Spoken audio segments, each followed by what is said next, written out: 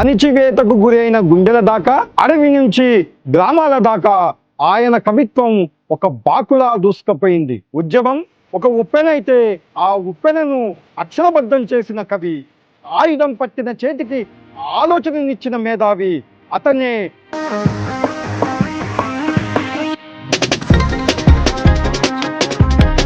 శివసాగర్.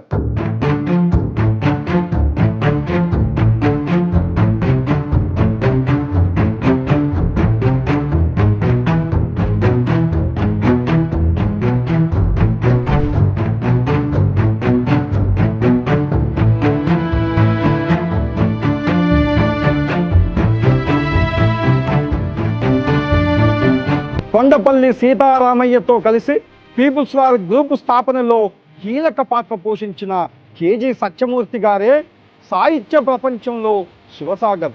ఒక మేధావిగా, ఒక విప్లవ నాయకుడిగా ఆయన ప్రస్థానం అసాధారణం. అణిచివేత ఎక్కడ ఉంటే అక్కడ శివసాగర్ కలమెత్తింది. శివసాగర్ గారి కవిత్వంలో ఒక పదును ఉంటుంది. ఆయన అక్షరం సామాన్యుడికి అర్థమవుతుంది, పాలకుడిని భయపెడుతుంది. మార్క్సిజాన్ని, అంబేద్కరిజాన్ని కలిపి చదివిన అరుదైన దార్శనికుడు ఆయన. ఒక దశలో సాయుధ పోరాటమే మార్గమని నమ్మిన ఆయన తర్వాత ప్రజాస్వామ్యబద్ధమైన సామాజిక మార్పు కోసం తప్పించారు. విప్లవ రాజకీయాల్లో ఎన్నో ఎత్తుపల్లాలు చూసిన తన సిద్ధాంతం నుంచి, ప్రజల పక్షాన నిలబడాలనే నిశ్చయం నుంచి ఆయన ఎప్పుడూ వెనక్కి తగ్గలేదు. అధికారం, హోదా ఏనాడు శివసాగర్ గారిని ఆకర్షించలేదు. తన జీవితాంతం ఒక సామాన్యుడిలా, ఒక కార్యకర్తలా జీవించారు. తన కవిత్వం ద్వారా కొన్ని వేల మంది యువకులను సామాజిక సేవ వైపు మళ్లించారు.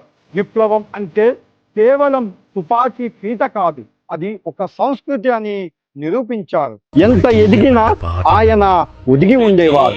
ప్రలోభాలకు లొంగలేదు, అధికారం వైపు చూడలేదు. తన చివరి శ్వాస వరకు ప్రజా పక్షపాతిగానే మిగిలారు.